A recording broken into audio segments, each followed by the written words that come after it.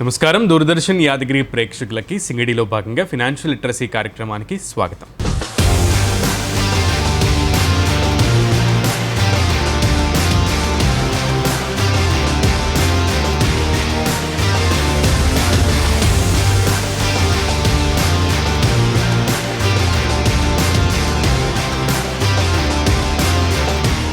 ఈరోజు మనం ముఖ్యంగా సిప్ అంటే ఏంటి అండ్ అలాగే మ్యూచువల్ ఫండ్స్ అంటే ఏంటి, ఈ రెండింటి గురించి చాలామందికి ఒక అంతుపట్టని ప్రశ్నలుగా ఒక్కొక్క దాని గురించి తెలుసుకోవడం స్టార్ట్ చేస్తే అబ్బో చాలా ఉంటుంది, ఇది అర్థం కావట్లేదు అని చాలామంది వెనకడుగు వేస్తూ ఉంటారు. సో ఈ రెండింటి గురించి ముఖ్యంగా సిప్ అయితే మధ్యతరగతి కుటుంబీకులు ఎక్కువగా కాన్సన్ట్రేట్ చేయాల్సినటువంటి అంశం. కానీ చాలామంది ఇప్పటికీ కూడా సిప్లో ఇన్వెస్ట్మెంట్ చేయడానికి అంతగా ఆసక్తి చూపకపోవడానికి కారణం దాని యొక్క కంప్లీట్ థింగ్ని అర్థం చేసుకోలేకపోవడమే. సో అసలు సిప్ అంటే ఏంటి, సిప్లో ఇన్వెస్ట్మెంట్ చేస్తే రిటర్న్స్ ఎప్పటికి వస్తాయి, ఏ స్కోప్తో సిప్లో ఇన్వెస్ట్మెంట్ చేస్తే మనకి మంచిది, అండ్ అలాగే మ్యూచువల్ ఫండ్స్, ఈ రెండు కూడా ఒకటే ప్లాట్ఫామ్స్ కానీ ఇన్వెస్టింగ్కి, బట్ రిస్క్స్తో కూడుకున్నటువంటి అంశం ఎందులో ఉంటుంది అండ్ సేఫెస్ట్ ఇన్వెస్ట్మెంట్ ఎందులో పెడితే మంచిది, ఇవన్నీ కూడా తెలుసుకుందాం. ఈరోజు మనతో పాటు స్టూడియోలో ఉన్నారు ఎల్ మహేష్ గారు. Welcome sir. Thank you sir. So first నేను రెండు కాన్సెప్ట్స్ చెప్పాను అండ్ రెండు కూడా ఇన్వెస్ట్మెంట్ జోన్సే. సో సిప్ అండ్ అలాగే మ్యూచువల్ ఫండ్. సో ఫస్ట్ అసలు మ్యూచువల్ ఫండ్ అంటే ఏంటి? మనం జనరల్గా అడ్వర్టైజ్మెంట్స్లో చూస్తూ ఉంటాం, మ్యూచువల్ ఫండ్స్ అనేవి రిస్క్తో కూడుకున్నటువంటి అంశం, మార్కెట్ వడదొడుకులకి అని చిన్నగా టక్ చెప్పుకుంటూ వెళ్ళిపోతారు. సో అది ఎవరికి అర్థం కాదు. సో మ్యూచువల్ ఫండ్ అంటే ఏంటి, ఇది ఎలా పనిచేస్తుంది? మ్యూచువల్ ఫండ్స్ అంటే స్టాక్ మార్కెట్లో ఇన్వెస్ట్మెంట్, నథింగ్ బట్. స్టాక్ మార్కెట్లో ఇన్వెస్ట్మెంట్ అనేది చాలా రిస్క్తో కూడుకున్నటువంటి పని. మిడిల్ క్లాస్ ఫ్యామిలీస్ అందరూ కూడా తమ సేవింగ్స్ని ఇన్వెస్ట్మెంట్ రూపంలో స్టాక్ మార్కెట్లో మళ్లించడానికి చాలా భయపడుతుంటారు. నిజంగా కూడా చెప్పాలి అంటే స్టాక్ మార్కెట్లో ఎలాంటి నాలెడ్జ్ లేకుండా, ఎలాంటి అనుభవం లేకుండా పెట్టుబడి చేయడం అనేది చాలా చాలా ప్రమాదకరం. కాబట్టి చాలామంది లక్షల్లో నష్టపోయినటువంటి సందర్భాలు మనం చాలా చూస్తున్నాం. మిడిల్ క్లాస్ ఫ్యామిలీస్ ముఖ్యంగా ఎలాంటి అవగాహన లేకుండా తొందరగా లాభాలు సంపాదించాలి అనేటువంటి ఉద్దేశంతో ఎవరో చెప్పినటువంటి సలహాల ద్వారా స్టాక్ మార్కెట్లో లక్షలు పెట్టుబడిగా సేవింగ్స్ రూపంలో చేస్తూ నష్టపోయినటువంటి ఉదాహరణలు చాలా చాలా చెప్పొచ్చు. కాబట్టి ఎప్పుడు కూడా స్టాక్ మార్కెట్ పైన పూర్తి అవగాహన, పూర్తి నాలెడ్జ్ అనేది లేకుండా ఇన్వెస్ట్మెంట్ అనేది చేయకూడదు. వీళ్ళందరికీ చక్కని పరిష్కార మార్గంగా ఎలాంటి నాలెడ్జ్ లేకుండా మధ్యతరగతి కుటుంబాలు కూడా తక్కువ మొత్తంలో స్టాక్ మార్కెట్లో ఇన్వెస్ట్మెంట్ చేయడానికి ఉన్నటువంటి ఒక అద్భుతమైనటువంటి సాధనం మ్యూచువల్ ఫండ్స్. అంటే మనం నేరుగా స్టాక్ మార్కెట్లో పెట్టుబడి పెట్టకుండా ఫండ్ మేనేజర్స్ ద్వారా అసెట్ మేనేజ్మెంట్ కంపెనీస్ అని కొన్ని ఉంటాయి. ఈ అసెట్ మేనేజ్మెంట్ కంపెనీస్ నిపుణులైనటువంటి ఫండ్ మేనేజర్లని నియమించుకొని పెట్టుబడిదారుల నుండి వచ్చినటువంటి చిన్న చిన్న మొత్తాలను వాళ్ళ యొక్క అనుభవం ద్వారా ఏ కంపెనీలో పెట్టుబడి పెడితే చక్కని లాభాలు రావడం జరుగుతుందో అలాంటి కంపెనీలలో పెట్టుబడులు పెట్టి వినియోగదారులకు, పెట్టుబడిదారులకు చక్కని రిజల్ట్స్ అనేది, రిటర్న్స్ అనేది ఇవ్వడం జరుగుతుంది. ఈ రోజుల్లో సేవింగ్స్ రూపంలో ఎక్కడ మనము మిడిల్ క్లాస్ ఫ్యామిలీస్ సేవ్ చేసినా కేవలం 6 to 7% మాత్రమే ఇంట్రెస్ట్ రావడం జరుగుతుంది. అది బ్యాంక్స్లో ఎఫ్డి రూపంలో కావచ్చు, పోస్ట్ ఆఫీస్లో ఉండేటువంటి సేవింగ్స్ రూపంలో కావచ్చు. కానీ మ్యూచువల్ ఫండ్స్లో మనం సేవ్ చేయడం ద్వారా ఖచ్చితంగా above 7%, that means inflation rate కంటే ఎక్కువగా రిటర్న్స్ పొందేటువంటి అవకాశం మనకు కనిపిస్తూ ఉంటుంది. అలాగే సిప్ మీరు అన్నట్లుగా ఇప్పుడు చెప్తున్నట్లుగా సిప్ అంటే చాలా, దాని పేరే systematic investment plan. So SIP అనేది మధ్యతరగతి కుటుంబాలకి చాలా ఆసరాగా ఉంటుంది అండ్ లాంగ్ టర్మ్ ఇన్వెస్ట్మెంట్కి మంచి ఉపయుక్తంగా ఉంటుంది. సో సిప్లో అసలు సిప్ గురించి మీరు ఏం చెప్తారు? మీ ఉద్దేశంలో సిప్ అంటే ఏంటి, ఇది ఎవరికి యాప్ట్? ఇది మధ్యతరగతి కుటుంబాలకు చాలా చక్కని అనువైనటువంటి సాధనం అండి. ఎందుకంటే 500 రూపాయలతో కూడా ప్రతి నెల పొదుపు చేసుకునేటువంటి స్టాక్ మార్కెట్లో ఇన్వెస్ట్మెంట్ చేయడానికి ఉన్నటువంటి అత్యద్భుతమైనటువంటి ఫైనాన్షియల్ టూల్. ఎందుకంటే ప్రతి మధ్యతరగతి వ్యక్తి కూడా ఈ మ్యూచువల్ ఫండ్స్లో ఇన్వెస్ట్మెంట్ చేయాలి అనుకుంటాడు, కానీ ఎలాంటి అవగాహన కూడా అతనికి ఉండదు. కాబట్టి ఏదైనా ఒక అసెట్ మేనేజ్మెంట్ కంపెనీని సంప్రదించి తన దగ్గర ఎక్కువ మొత్తంలో డబ్బు ఉండాల్సినటువంటి అవసరం లేదు. మనకు సిప్ అంటే సిస్టమేటిక్ ఇన్వెస్ట్మెంట్ ప్లాన్. అంటే ప్రతి నెల క్రమ పద్ధతిలో ఒక 500 రూపాయలతో ప్రారంభించి 5,000 రూపాయలు, 10,000 రూపాయలు, ఇలా ఎన్ని లక్షల రూపాయలైనా సరే ప్రతి నెలలో క్రమ పద్ధతి రూపంలో సేవ్ చేసుకునేటువంటి అవకాశం అనేది ఉంది. కాబట్టి ప్రతి నెల 500 రూపాయలు సేవ్ చేయడం నవేడేస్ చాలా ఈజీ. అలా ఒక దీర్ఘకాలంగా ఈ 500 రూపాయలు కొన్ని సంవత్సరాల వరకు, అంటే తన యొక్క ఆర్థిక లక్ష్యాలు నెరవేర్చుకోవడానికి ఈ యొక్క సిస్టమేటిక్ ఇన్వెస్ట్మెంట్ ప్లాన్ ద్వారా ఇన్వెస్ట్మెంట్ చేసేటువంటి అవకాశం ఉంది. సార్, సిప్ కాంపౌండింగ్ వల్ల ప్రయోజనం ఏంటి అండ్ సిప్ కాంపౌండింగ్ పవర్ ఎలా పనిచేస్తుంది? కాంపౌండింగ్ అనేది 8th వండర్ అండి. ఆల్బర్ట్ ఐన్స్టీన్ అంటారు కాంపౌండింగ్ రిజల్ట్స్ అనేవి 8th వండర్ ఇస్తాయి అని చెప్పేసి అంటారు. ఎందుకంటే మనము పెట్టుబడి చేస్తున్నటువంటి ఏదైతే పెట్టుబడి మొత్తం ఉందో ఆ పెట్టుబడి ద్వారా వచ్చేటువంటి లాభాలు కూడా మళ్ళీ పెట్టుబడిగా మారడం అనేటువంటి ఒక అద్భుతమైన అవకాశం ఈ యొక్క సిప్ మ్యూచువల్ ఫండ్స్ ఇన్వెస్ట్మెంట్లో ఉంటుందండి. అంటే ఒక క్రమ పద్ధతిలో సేవ్ చేసుకుంటూ వెళ్ళినప్పుడు తన యొక్క మ్యూచువల్ ఫండ్స్ ద్వారా వచ్చేటువంటి ఏవైతే రిటర్న్స్ లాభాలు ఉన్నాయో ఆ లాభాలను కూడా మళ్ళీ పెట్టుబడి రూపంలో అసెట్ మేనేజ్మెంట్ కంపెనీస్ మళ్ళీ కంపెనీలలో పెట్టుబడి పెట్టడం అనేది జరుగుతుంది. అంటే మన లాభాలు మళ్ళీ లాభాలను సృష్టించడం, అంటే మన డబ్బును సృష్టించేటువంటి ప్రక్రియ ఈ యొక్క సిప్ మ్యూచువల్ ఫండ్స్ రూపంలో జరగడం జరుగుతుంది. అంటే ముఖ్యంగా ఇక్కడ మనం తెలుసుకోవాల్సినటువంటి విషయం ఏంటంటే, ఎప్పుడైతే మనం ఒక 500 రూపాయలు సిప్ రూపంలో మ్యూచువల్ ఫండ్స్లో ఇన్వెస్ట్మెంట్ చేస్తామో మనకు కొన్ని యూనిట్స్ అలాట్ చేయడం జరుగుతుంది. దాని యొక్క వాల్యూని NAV వాల్యూ అంటారు. ఎప్పుడైతే మార్కెట్లో మనం ఏ కంపెనీలో అయితే పెట్టుబడి పెట్టామో ఆ కంపెనీల యొక్క లాభాలు పెరిగినప్పుడు, దాని యొక్క షేర్ వాల్యూ పెరిగినప్పుడు మన యొక్క యూనిట్ వాల్యూ కూడా పెరగడం అనేది జరుగుతుంది. కాబట్టి మనకు దీర్ఘకాల రూపంలో కాంపౌండింగ్ రిజల్ట్ రావడం జరుగుతుంది. అదేవిధంగా NAV వాల్యూ పెరిగితే కూడా మనకు రిటర్న్స్ చక్కగా రావడానికి కూడా అవకాశం ఉంటుంది. ఓకే సార్, అయితే జనరల్గా సార్ న్యూ ఇన్వెస్టర్స్ ఎప్పుడూ కూడా ఓల్డ్ ఇన్వెస్టర్స్కి భిన్నంగా ఉంటారు. సో అంటే ఎప్పుడు కూడా అంటే ముందు నుంచి వస్తున్నటువంటి ఇన్వెస్టర్స్ థింకింగ్ వేరే ఉంటుంది, కొత్తగా ఇన్వెస్ట్ చేసే వాళ్ళది యొక్క ఆలోచన కొత్తగా ఉంటుంది యాజ్ ఆఫ్ ఎవ్రీథింగ్. సో ఈ కొత్తగా ఇన్వెస్ట్ చేయాలనుకునే వాళ్ళు మ్యూచువల్ ఫండ్స్లో కానీ లేదంటే సిప్లో కానీ, సో వాళ్ళు ఎటువంటి స్టెప్స్ తీసుకోవాలి? వాస్తవంగా రిస్క్ లేనటువంటి ఇన్వెస్ట్మెంట్ ప్లాన్ అంటే సిప్. దాంట్లో కూడా ఎవరైతే బిగినింగ్లో అంటే ఎంటర్ అవుతారో సిప్ రూపంలో ఇన్వెస్ట్మెంట్ చేయడము, వాళ్ళ యొక్క భవిష్యత్ ఆర్థిక లక్ష్యాలను నెరవేర్చుకోవడానికి సేవింగ్ అనేది ప్రారంభిస్తారో వాళ్ళు ముఖ్యంగా ఇండెక్స్ ఫండ్స్లో ఇన్వెస్ట్మెంట్ చేయాలి. ఇండెక్స్ ఫండ్స్ అంటే నిఫ్టీ 50 లేదా బ్యాంకుకు సంబంధించినటువంటి ఇండెక్స్ అనేది ఉంటుంది. ఆ నిఫ్టీ 50 బ్యాంకు ఇండెక్స్ ఫండ్స్లో అంటే ఇవి చాలా సెక్యూర్డ్గా ఉండేటువంటి మినిమం రిటర్న్స్ ఇచ్చేటువంటి ఫండ్స్ మ్యూచువల్ ఫండ్స్.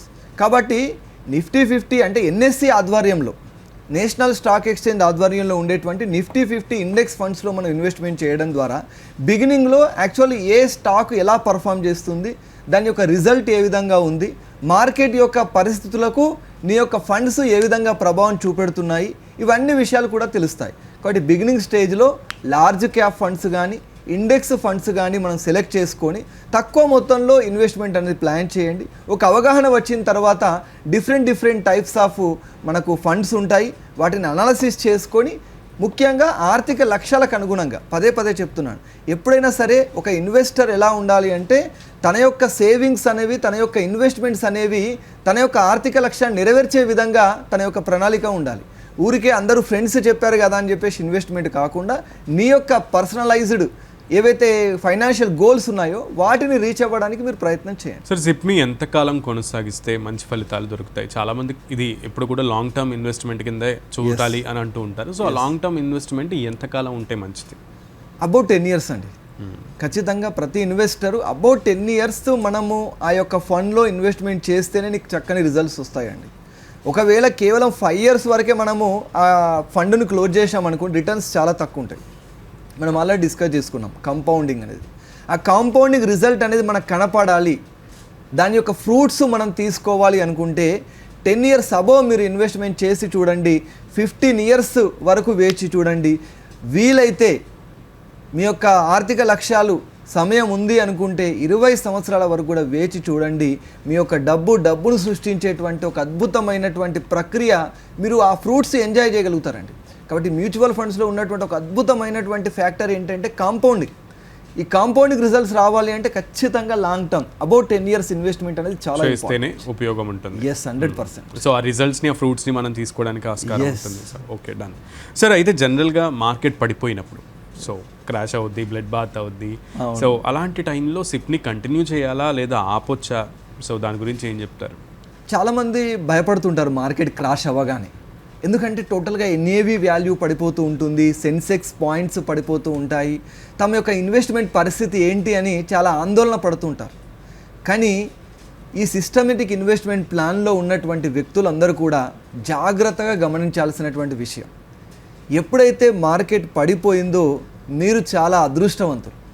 ఎందుకంటే ఎగ్జాంపుల్ 100 రూపీస్కి ఎన్ఏవి వాల్యూ ఉన్నటువంటి ఒక ఫండ్లో మీరు పెట్టుబడి పెట్టారు, మార్కెట్ పడిపోయినప్పుడు మీరు దానిని 80 రూపాయలకే పొందడం జరుగుతుంది.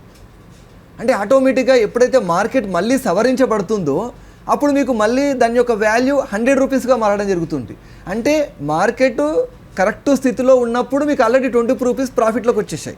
లాంగ్ టర్మ్లో దాని యొక్క వాల్యూ అనేది 150 రూపాయలు 200 రూపాయలు పెరిగినప్పుడు అప్పుడు ఏమవుతుంది, నీకు 80 రూపాయలు ఉన్నటువంటి ఫండ్ 120 రూపాయలు 200 రూపాయలకు పెరగడం జరుగుతుంది. అంటే 120 రూపాయలు నీకు లాభంగా ఉంటుంది. కాబట్టి ఎప్పుడు కూడా మార్కెట్ పడిపోయినప్పుడు ఆందోళన పడాల్సినటువంటి అవసరం లేదు. ఎందుకంటే ఇది ఒక లాంగ్ టర్మ్గా మనం ఇన్వెస్ట్మెంట్ చేస్తూ ఉంటాం. మార్కెట్ తక్కువ ఉన్నప్పుడు నువ్వు పెట్టుబడి పెడతావు, మార్కెట్లో మంచి రేట్స్ ఉన్నప్పుడు నువ్వు పెట్టుబడి పెడతావు, మళ్ళీ డౌన్లో ఉన్నప్పుడు నువ్వు పెట్టుబడి పెడతావు. ఇవన్నీ కూడా సరాసరిగా లాంగ్ టర్మ్లో అంటే ఒక 10-15 సంవత్సరాలలో నీ యొక్క ఇన్వెస్ట్మెంట్స్ వాల్యూ అనేది పెరగడం, అదేవిధంగా ప్రాఫిట్స్ను మళ్ళీ ఇన్వెస్ట్మెంట్ చేయడం ద్వారా కూడా నీకు లాభాలు రావడము అనేది జరుగుతుంది. కాబట్టి ఎప్పుడు కూడా మార్కెట్ పడిపోయినప్పుడు ఆందోళన చెందాల్సినటువంటి అవసరం లేదు. నువ్వు తక్కువ మొత్తంలో పెట్టుబడి పెడుతున్నావు అనే విషయం గుర్తుంచుకోవాలి. నీ యొక్క రిటర్న్స్ వాల్యూ అనేది తక్కువ కనబడుతుండొచ్చు, ఎందుకంటే మనం అప్పుడు విత్డ్రా చేసుకోవాల్సిన అవసరం లేదు కదా, అప్పుడు విత్డ్రా చేసుకోవట్లేదు, పెట్టుబడి మనం కంటిన్యూ చేస్తున్నాం. కాబట్టి లాంగ్ టర్మ్లో మనం విత్డ్రా చేసుకుంటాం కాబట్టి ఇవన్నీ రెక్టిఫికేషన్ జరిగి మనకు చక్కని రిజల్ట్ రావడం జరుగుతుంది. మహేష్ గారు, అయితే mutual funds are subjected to market risk Yes. అని అంటూ ఉంటారు. సో అసలు మ్యూచువల్ ఫండ్స్లో ఉన్నటువంటి రిస్క్లు ఏంటి ఇన్వెస్ట్మెంట్స్లో?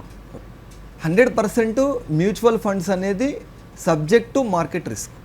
ఎందుకు అంటే నీ యొక్క ఫండ్స్, నీ యొక్క సేవింగ్స్ ఏవైతే ఉన్నాయో మార్కెట్లోని ఆర్థిక పరిస్థితికి అనుగుణంగా, కంపెనీ యొక్క లాభాలకు అనుగుణంగా, ప్రపంచవ్యాప్తంగా ఉన్నటువంటి రాజకీయ ఆర్థిక పరిస్థితుల కారణంగా నీ యొక్క ఫండ్ వాల్యూ పెరగడం లేదా తగ్గడం జరుగుతూ ఉంటుంది. కానీ ఇది తాత్కాలికం మాత్రమే. కాబట్టి మొట్టమొదటగా రిస్క్ అనేది ఉంటుంది అనేది మన మైండ్లో ఉండాలి. ఓకేనా? ఎందుకంటే అది మార్కెట్ పరిస్థితులను బట్టి ప్రభావాన్ని చూపెట్టడం అనేది జరుగుతూ ఉంటుంది. కాబట్టి రిస్క్ ఉన్నా కూడా అది సేఫెస్ట్ రిస్క్. కాబట్టి మనం ఎక్కువగా నష్టపోయేటువంటి అవకాశం లేదు. ఆ రిస్క్ ఫ్యాక్టర్ కూడా తక్కువ కాలంలో ప్రభావం చూపెడుతుంది. ఒక 2-3-6 months. నవేడేస్ కొన్ని యుద్ధాలు జరుగుతున్నాయి. యుద్ధాల వల్ల ఈరోజు మార్కెట్ అనేది చాలా క్రాష్ అవుతూ ఉంది. కానీ ఇది స్వల్పకాలం మాత్రమే. తర్వాత ఈ మార్కెట్ అంతా కూడా రెక్టిఫై కావడం జరుగుతుంది. ఆ తర్వాత మళ్ళీ మార్కెట్ యాజ్ ఇట్ ఈస్గా కంటిన్యూ కావడం జరుగుతుంది. ఎప్పుడైతే కరోనా కాలంలో ఇన్వెస్ట్మెంట్స్ అనేది చేశారో ఆ టైంలో చాలా పాయింట్స్ సెన్సెక్స్ అనేది కోల్పోవడం జరిగింది. బట్ ఆ టైంలో ఇన్వెస్ట్మెంట్ చేసిన వాళ్ళకి ఈరోజు 10x రిజల్ట్స్ అనేది రావడం జరుగుతుంది. కాబట్టి రిస్క్ అనేది ఉంటుంది ఖచ్చితంగా. కాబట్టి ఆ రిస్క్ని మనము తాత్కాలికంగా అని మాత్రమే అని భావించి మనం ఇన్వెస్ట్మెంట్ చేయడం అనేది కంటిన్యూ చేయాలి. Right sir. అయితే జనరల్గా మనం మీరు ఇప్పుడు చెప్తున్నట్లుగా ఎస్ఐపిలో ఇన్వెస్ట్మెంట్ లాంగ్ టర్మ్ ఉంటే మంచి ఫ్రూట్స్ వస్తాయని, కాంపౌండింగ్ ఎఫర్ట్స్ని, కాంపౌండింగ్ రిజల్ట్స్ని మనం పొందుతామని చెప్పారు. అయితే ఎస్ఐపిలో ఇన్వెస్ట్మెంట్ లాంగ్ టర్మ్ అని అంటున్నారు కాబట్టి నేను దీన్ని మన పిల్లల ఎడ్యుకేషన్కి కొత్తగా కిడ్స్ని వాళ్ళ ఎడ్యుకేషన్కి సంబంధించి ప్లాన్ చేసుకుంటున్న వాళ్ళు కానీ, లేదు 40 years వచ్చిన వాళ్ళు రిటైర్మెంట్ ఆఫ్టర్ బెనిఫిట్స్ పొందాలి అని అనుకున్న వాళ్ళు, సో వీళ్ళిద్దరూ ఒక లాంగ్ టర్మ్లో ఒక 20 years పాటు ఈ సిప్ని ప్లాన్ చేసుకుంటే దాన్ని ఎలా నిర్మించాలి, ఎలా ప్లాన్ చేసుకోవాలంటారు? మనం కరెక్ట్ పాయింట్ డిస్కస్ చేస్తున్నామండి. నేను ఇంతవరకు ఆర్థిక లక్ష్యాలను చెప్తున్నాను. ఆర్థిక లక్ష్యాలు అంటే ఇవే: పిల్లల చదువు కొరకు కావచ్చు, గృహ నిర్మాణం గురించి కావచ్చు, రిటైర్మెంట్ ప్లానింగ్ కావచ్చు. దేని కొరకైనా సరే లాంగ్ టర్మ్ సేవింగ్స్ అనేది చాలా ఇంపార్టెంట్. కాబట్టి ఒక యంగ్ ఏజ్ 25 to 27 years ఉన్నటువంటి ఒక వ్యక్తి పెళ్ళి అయ్యాక పిల్లల చదువు గురించి పెట్టుబడి అనేది నిర్మాణం చేసుకోవాలి. ఒక 20 సంవత్సరాల తర్వాత పిల్లల యొక్క చదువుల గురించి, పెళ్ళిళ్ళ గురించి రిటైర్మెంట్ ప్లానింగ్ గురించి ఖచ్చితమైనటువంటి ఒక లంసమ్ కార్పస్ అనేది తయారు చేసుకోవాలి. అలా తయారు చేసుకోవాలి అనుకున్నట్లయితే మనకు మ్యూచువల్ ఫండ్స్ అనేది ఒక బెస్ట్ టూల్ అండి. ఎందుకు అంటే క్రమ పద్ధతిలో ఎప్పుడైతే నువ్వు నెలకు ఒక 5,000 రూపాయలు సేవ్ చేసుకుంటూ ఒక 20 సంవత్సరాలు కంటిన్యూ చేయగలిగితే పిల్లలు 20 సంవత్సరాల వయసు వచ్చే వరకు ఖచ్చితంగా నీ దగ్గర ఒక లార్జ్ కార్పస్ అనేది రెడీగా ఉంటుందండి. ఇప్పుడు మనము ఇన్వెస్ట్మెంట్ చేసేటప్పుడు చాలా రకాల ఇన్వెస్ట్మెంట్స్ ఉంటాయి. ఒకటి రియల్ ఎస్టేట్ కావచ్చు, గోల్డ్ కావచ్చు, సిల్వర్ కావచ్చు, మార్కెట్లో అనేక రకాల ఇన్వెస్ట్మెంట్ స్ట్రాటజీస్ ఉన్నాయి. కానీ అవన్నీ కూడా రిస్క్ ఫ్యాక్టర్స్. అంటే మనము మార్కెట్ ఎలా ఉందో పరిశీలిస్తూ ఉండాలి, కొంటూ ఉండాలి, అమ్ముతూ ఉండాలి, అప్పుడే మనకు రిజల్ట్స్ రావడం జరుగుతుంది. కానీ మ్యూచువల్ ఫండ్స్లో నువ్వు ప్రతిసారి మార్కెట్ రేటు ఎంత ఉందో ఆలోచించాల్సిన అవసరం లేదు, చూడాల్సిన అవసరం లేదు. క్రమ పద్ధతిలో కొనసాగిస్తూ వెళ్తే ఖచ్చితంగా మీ పిల్లల యొక్క చదువులకు ఉపయోగపడేటువంటి ఇన్ఫ్లేషన్ని బీట్ చేసేటువంటి ఒక కార్పస్ అనేది తయారవ్వడం జరుగుతుంది. కాబట్టి రిటైర్మెంట్ ప్లానింగ్ గురించి కావచ్చు, పిల్లల చదువులు పెళ్ళిళ్ళ గురించి కావచ్చు, ఎంతైతే మీకు అవసరమో దానికి తగ్గట్టుగా ఒక అమౌంట్ డిసైడ్ చేసుకొని లంసమ్ అమౌంట్ కావచ్చు లేదా సిస్టమేటిక్ ఇన్వెస్ట్మెంట్లో కావచ్చు లాంగ్ టర్మ్లో ఒక 15 to 20 years అనేది సేవ్ చేయండి. దాన్ని బ్రేక్ చేయకండి, ఎప్పుడు కూడా విత్డ్రా చేయకండి. మంచి రిజల్ట్స్ రావడం జరుగుతుంది. మీ యొక్క ఆర్థిక భద్రతకు చక్కని సదుపాయం అనేది ఒక మ్యూచువల్ ఫండ్స్ రూపంలో ఇవ్వడం జరుగుతుంది. సార్, సరైన మ్యూచువల్ ఫండ్ని ఎంపిక చేయడానికి ఇన్వెస్టర్లు, పెట్టుబడిదారులు మనం అనుకుంటున్నట్లుగా ఏమేం చూడాల్సి ఉంటుంది సెలెక్ట్ చేసుకోవడానికి? ఒక మ్యూచువల్ ఫండ్ని ఇందులో మనం పెట్టుబడి పెట్టాలి అని సెలెక్ట్ చేసుకోవడానికి ఏవేమి టర్మ్స్ అండ్ కండిషన్స్ లేదా వాటికి ఉన్నటువంటి ఫ్యూచరిస్టిక్ ఎలిమెంట్స్ కానీ లేదా పాస్ట్ ఎక్స్పీరియన్సెస్ కానీ ఎలా సెలెక్ట్ చేసుకోవాలి? ఫస్ట్ ఏదైనా ఫండ్ మనం సెలెక్ట్ చేసేటప్పుడు ఫండ్ యొక్క పాస్ట్ పర్ఫార్మెన్స్ చూడాలి. అంటే లాస్ట్ 10 yearsలో ఎలాంటి రిటర్న్స్ ఇచ్చింది, మినిమం 12 రిటర్న్స్ ఇస్తుందా, 15% రిటర్న్స్ ఇస్తుందా, ఎలాంటి రిటర్న్స్ గత 10 సంవత్సరాలు ఇవ్వడం జరిగింది అనేది గమనించాలి. దాంతోపాటు ఎక్స్పెన్స్ రేషియో అనేది కూడా గమనించాలి. ఎందుకంటే ఎక్స్పెన్స్ రేషియో అంటే మనకు పైన వచ్చేటువంటి రిటర్న్స్ పైన ఆ ఫండ్ ఏమైనా కమిషన్ తీసుకుంటుందా, లేదా అసెట్ మేనేజ్మెంట్ కంపెనీస్ ఏమైనా మనకు కమిషన్ తీసుకుంటుందా, లేదా మనము విత్డ్రా చేసేటప్పుడు ఎలాంటి ట్యాక్స్ అనేది మనం బేర్ చేయాల్సి వస్తుంది. ఇలాంటి ఈ ట్యాక్స్ రిటర్న్స్, అదేవిధంగా expense ratio, past performance, plus మీ యొక్క ఫైనాన్షియల్ గోల్స్ ఏంటి, దాని యొక్క డ్యూరేషన్ ఏంటి, వీటన్నిటిని పరిగణలోకి తీసుకొని ఒక ఫండ్ను సెలెక్ట్ చేసుకోవడం అనేది చాలా ముఖ్యం. కాబట్టి ఏ ఇన్వెస్ట్మెంట్ అయినా సరే అండి, క్షుణ్ణంగా మీరు అవగాహన, అదేవిధంగా పూర్తి అనాలసిస్ చేసిన తర్వాత మాత్రమే ఇన్వెస్ట్మెంట్ అనేది చేయండి. ఎవరిని కూడా మనము చూసి కానీ ఎవరి సలహా మేరకు కానీ చేయకుండా మీ యొక్క పర్యవేక్షణ, మీ యొక్క పరిశీలన తర్వాత మాత్రమే ఇన్వెస్ట్మెంట్ చేయండి. 100% మ్యూచువల్ ఫండ్స్లో ఇన్వెస్ట్మెంట్ అనేది సబ్జెక్ట్ టు మార్కెట్ రిస్క్ అండి. సార్, అయితే ఈ విషయంలో పర్టికులర్గా మ్యూచువల్ ఫండ్స్కి, సిప్కి ఇన్వెస్టింగ్ చేయడానికి ఉన్నటువంటి ఎగ్జాక్ట్ డిఫరెన్సెస్ ఏంటి? ఏ కేటగిరీస్ ఎందులో ఇన్వెస్ట్ చేస్తే మంచిది? బేసిక్ టైప్స్ చెప్పాలనుకున్నట్లయితే index funds, mid cap funds, large cap funds, small cap funds అని ఉంటాయి. కాబట్టి ఈ 4 రకాల ఫండ్స్లో ముఖ్యంగా ఇండెక్స్ ఫండ్స్ అనేవి చాలా సేఫెస్ట్. మనం స్మాల్ క్యాప్ ఫండ్స్లో ఇన్వెస్ట్మెంట్ చేయడం అనేది తక్కువ మొత్తంలో స్టార్ట్ చేయడానికి ఉపయోగపడేటువంటి ఇన్వెస్ట్మెంట్. కాబట్టి ఈ 4 ఏదైనా ఒక ఫండ్ రకాన్ని మొట్టమొదటిగా సెలెక్ట్ చేసుకొని ఒక అవగాహనకు వచ్చాక ఆ ఫండ్ టైప్స్ని మనం పెంచుకుంటూ పోవడం, ఫండ్స్ను మార్చుకుంటూ వెళ్ళండి. ముఖ్యంగా ఏదైనా ఒక ఫండ్లో మాత్రమే ఎక్కువ మొత్తంలో పెట్టుబడి పెట్టడం కంటే కూడా కొద్ది మొత్తాన్ని ఇండెక్స్ ఫండ్స్లో, కొద్ది మొత్తాన్ని లార్జ్ క్యాప్లో, కొద్ది మొత్తాన్ని స్మాల్ క్యాప్లో ఇన్వెస్ట్మెంట్ చేయడం అనేది మనకు మంచి రిజల్ట్స్ ఇవ్వడం జరుగుతుంది. దీన్ని డైవర్సిఫైడ్ పోర్ట్ఫోలియో అంటారు.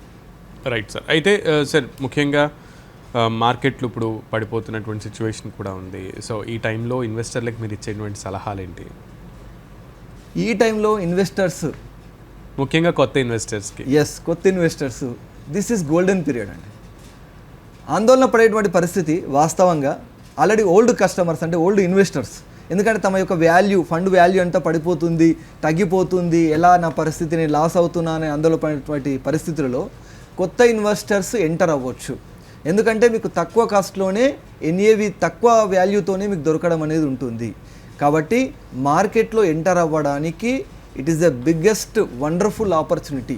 ఎందుకంటే మీ మార్కెట్ అంతా కూడా ఈరోజు క్రాష్ అయింది, తక్కువ మొత్తంలో వాల్యూ అనేది కనబడుతుంది. కాబట్టి ఈ టైంలో మీరు ఎంటర్ అయ్యారనుకోండి, మార్కెట్ కరెక్ట్ చేసే సమయానికి మీకు మంచి రేట్ అనేది రావడం జరుగుతుంది. ఒకవేళ మార్కెట్ ఫ్యూచర్లో ఇంకా డెవలప్ అవుతే, ఇంకా మంచి పరిణతి చెందితే, ఇంకా ఎక్కువ పాయింట్స్ కూడా ఇంక్రీజ్ అయ్యేటువంటి అవకాశం ఉంది. కాబట్టి as of now new investors, it's the right time to begin your investment life. Right sir. ఇప్పుడు మన దగ్గర ఒక 100 రూపీస్ ఉన్నాయి అనుకుందాం ఫర్ ఎగ్జాంపుల్. సో నేను మ్యూచువల్ ఫండ్స్లో ఒక స్టాక్ ఐటమ్ని నేను తీసుకున్నాను. సో దానిలో ఇన్వెస్ట్ చేయాలనుకుంటున్నాను. సో అసలు ఉన్న 100 రూపీస్ని అందులో ఇన్వెస్ట్ చేయడం కరెక్టా, లేదు అందులో మనం ఏమన్నా షేర్ని డివైడ్ చేసుకుని సేఫ్ అండ్ సెక్యూర్గా ప్లాన్ చేసుకోవడానికి, సో అది 100 రూపీస్ నుంచి 100 lakhs వరకు కూడా కావచ్చు. సో ఎలా ప్లాన్ చేసుకోవాలి సేఫ్గా ఉండడానికి, ఇన్వెస్టర్ కంప్లీట్గా లాస్ అవ్వకుండా ఉండడానికి, సేఫ్ జోన్లో ఉండడానికి ఎలా ప్లాన్ చేసుకోవాలి? ఓన్లీ మ్యూచువల్ ఫండ్స్లో ఇన్వెస్ట్మెంట్ చేయాలి అనుకుంటే మాత్రం 100 రూపీస్ని మనం ఒక 3 టైప్స్గా డివైడ్ చేసుకోవాలి. 50% ఇండెక్స్ ఫండ్స్లో సేవ్ చేయాలి, 50% 25 రూపీస్ స్మాల్ క్యాప్ ఫండ్స్లో, 25 రూపీస్ లార్జ్ క్యాప్ ఫండ్స్లో ఇన్వెస్ట్మెంట్ చేయాలి. ఇలా 3 టైప్స్గా డివైడ్ చేయాలి. యాక్చువల్గా టోటల్ సేవింగ్సే 100 రూపీస్ ఉన్నట్లయితే మనము మొట్టమొదటగా ఎమర్జెన్సీ ఫండ్కి సంబంధించినటువంటి ఒక 5 రూపీస్ పక్కకు పెట్టి మిగిలిన 95 రూపీస్ ఇన్వెస్ట్మెంట్ చేయడం అనేది ప్రారంభించారు. లేదు సార్ అన్ని పోను మన దగ్గర 100 రూపీస్ ఉన్నాయనుకుంటే మాత్రం it is best strategy 50 rupees index ఫండ్స్లో చేయాలి, 25 రూపీస్ స్మాల్ క్యాప్ ఫండ్స్లో చేయాలి, 25 రూపీస్ లార్జ్ క్యాప్ ఫండ్లో చేయాలి. దీనివల్ల ఒక సేఫెస్ట్ రూట్ అనేది మనకు కనబడడం జరుగుతుంది. ఫ్యూచర్లో ఎలాంటి రిస్క్ లేకుండా, అంటే తక్కువ రిస్క్తోని ఎక్కువ రిటర్న్స్ పొందేటువంటి అవకాశం మనకు కనిపిస్తుంది. సార్ ఈ సిప్స్లో చాలామంది గృహిణులు కూడా ఇన్వెస్ట్మెంట్ చేయడానికి ఇంట్రెస్ట్ చూపుతూ ఉంటారు. So house hold women's, so వాళ్ళు సీక్రెట్గా మెయింటైన్ చేస్తూ ఉంటారు ఈ సిప్స్ని. సో పిల్లల భద్రత కోసమనో లేదా ఫ్యూచర్లో వచ్చేటువంటి ఖర్చుల నిమిత్తమనో ఆలోచించేటువంటి ఎడ్యుకేటెడ్ ఉమెన్స్ ఇటువంటి సిప్స్ని ప్లాన్ చేస్తూ ఉంటారు. అటువంటి వాళ్ళకి మీరు ఇచ్చేటువంటి సలహా ఏంటి? అండ్ అలాగే ఎటువంటి మనం సూచనలు తీసుకుని పకడ్బందీగా అటువంటి సిప్స్ని ప్లాన్ చేసుకుంటూ ఉండాలి? ముఖ్యంగా ఈరోజు డిజిటలైజేషన్ జరిగినటువంటి సందర్భంలో ప్రతి ఒక్కరు కూడా ఇది దగ్గరలో ఉందండి. అంటే ప్రతి ఒక్కరు కూడా తమకున్నటువంటి మొబైల్ ఫోన్ ద్వారా డిమాట్ అకౌంట్ ఓపెన్ చేసుకొని ఇన్వెస్ట్మెంట్ చేసేటువంటి చక్కని సదుపాయం ఈ రోజుల్లో ఉంది. ఒకప్పుడు మార్కెట్ తెలిసినటువంటి అంటే బీఎస్సీ దగ్గరికి వెళ్ళడము, ఆ స్టాక్ బ్రోకర్ దగ్గరికి వెళ్ళడము, పేపర్స్ పైన సైన్ చేయడము, ప్లస్ ఆ ఫండ్స్ సెలెక్ట్ చేయాలి అంటే అక్కడ స్క్రీన్ పైన ఉన్నటువంటి ఆ ఫ్లక్చువేషన్ని గమనించడము, నాలెడ్జ్ సంపాదించడము, ఆ తర్వాత మాత్రమే ఇన్వెస్ట్మెంట్ చేయడం అనేది ఉండేది. కాబట్టి ఒకప్పుడు చాలా తక్కువ పర్సెంటేజ్లో మాత్రమే ఇన్వెస్టర్స్ ఉండేవారు. కానీ ఈ రోజుల్లో మహిళలకు, ఇంట్లో ఉండేటువంటి గృహిణులకు కూడా ఇది డిజిటలైజేషన్ ద్వారా ఇన్వెస్ట్మెంట్ చేయడానికి అవకాశం ఉంది. కాబట్టి ఫస్ట్ డిమాట్ అకౌంట్ ఓపెన్ చేయాలి. డిమాట్ అకౌంట్ ఓపెన్ చేశాక మొట్టమొదటగా సేఫెస్ట్ రూట్ ఒక 100 రూపీస్తో స్టార్ట్ చేయండి. నేను ఇండెక్స్ ఫండ్స్లో ఫస్ట్ ఇన్వెస్ట్మెంట్ చేయండి. దాని యొక్క పర్ఫార్మెన్స్ అనేది చూశాక మెల్లమెల్లగా మీ యొక్క ఇన్వెస్ట్మెంట్ అమౌంట్ను కూడా పెంచడం ప్రారంభించండి. ఆ తర్వాత డిఫరెంట్ ఫండ్ యొక్క పర్ఫార్మెన్స్ను పరిశీలించాక మీ యొక్క అమౌంట్ని పెంచుకుంటూ అదేవిధంగా మీ యొక్క ఆర్థిక లక్ష్యాన్ని నెరవేరే విధంగా డ్యూరేషన్ వరకు దాన్ని కొనసాగిస్తూ ఉన్నప్పుడు మాత్రమే మంచి రిజల్ట్స్ అనేది రావడం జరుగుతుంది. సార్ చాలామంది కాంపౌండింగ్ పవర్ మీద ఆశపడి లాంగ్ టర్మ్ గోల్స్ పెట్టుకోకుండా షార్ట్ టర్మ్ గోల్స్ పెట్టుకుని ఇన్వెస్ట్ చేస్తూ మధ్యలో మళ్ళీ ఆగిపోతూ లేదా విత్డ్రా చేసుకుంటూ ఉంటారు. సో సిప్స్లో ఈ కాంపౌండింగ్ పవర్ సాధించాలి అనే వాళ్ళకి, సో ఈ షార్ట్ టర్మ్ గోల్స్ పెట్టుకునే వాళ్ళకి ఏం చెప్తారు ఫైనల్గా? మ్యూచువల్ ఫండ్స్లో ఇన్వెస్ట్మెంట్ చేసే వాళ్ళకి ఇక్కడ ఉన్నటువంటి ఒక అది బెనిఫిట్ అవ్వచ్చు లేదా ఒక డిసడ్వాంటేజ్ కూడా అవ్వచ్చు. ఎందుకంటే ఎప్పుడు కావాలనుకుంటే అప్పుడు విత్డ్రా చేసుకునేటువంటి అవకాశం ఉంది. కాబట్టి ఫర్ ఎగ్జాంపుల్ నీకు ల్యాండ్ ఉంది, గోల్డ్ ఉంది, మ్యూచువల్ ఫండ్స్లో కూడా ఇన్వెస్ట్మెంట్ చేస్తున్నావు, నీకు డబ్బు అవసరమైంది, అవునా? ల్యాండ్ సేల్ చేసే అవకాశం ఉందా అండి? లేదు, చాలా ప్రాసెస్. గోల్డ్ సేల్ చేయాలి అంటే వెళ్ళాలి, కలవాలి. కానీ అదే మ్యూచువల్ ఫండ్స్లో ఉన్నటువంటి సేవింగ్స్ నీకు ఈజీగా విత్డ్రా చేసుకునే అవకాశం ఉంది.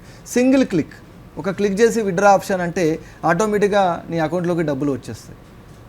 కాబట్టి చాలామంది ఈ యొక్క కాంపౌండ్ రిజల్ట్స్ని ఎంజాయ్ చేయలేకపోతున్నారు. ఒక 2-3 ఇయర్స్ కాగానే డబ్బులు అవసరమయ్యాయి. ఎందుకంటే ఏదో ఒక సందర్భంలో మనకు డబ్బు అవసరం అవుతుంది. అది ఫంక్షన్స్ కావచ్చు, పెళ్ళిళ్ళు కావచ్చు, ఎడ్యుకేషన్ పర్పస్ కావచ్చు. ఈ సందర్భంలో ఏం చేస్తున్నారు, వాళ్ళ యొక్క సేవింగ్స్ని క్లోజ్ చేయడం జరుగుతుంది. మళ్ళీ ఇన్వెస్ట్మెంట్ చేద్దాంలే అనుకుంటారు. కాబట్టి అలా ఎప్పుడు కూడా జరగదు. దయచేసి షార్ట్ టర్మ్స్ ఇన్వెస్ట్మెంట్ అనేది చేయకండి.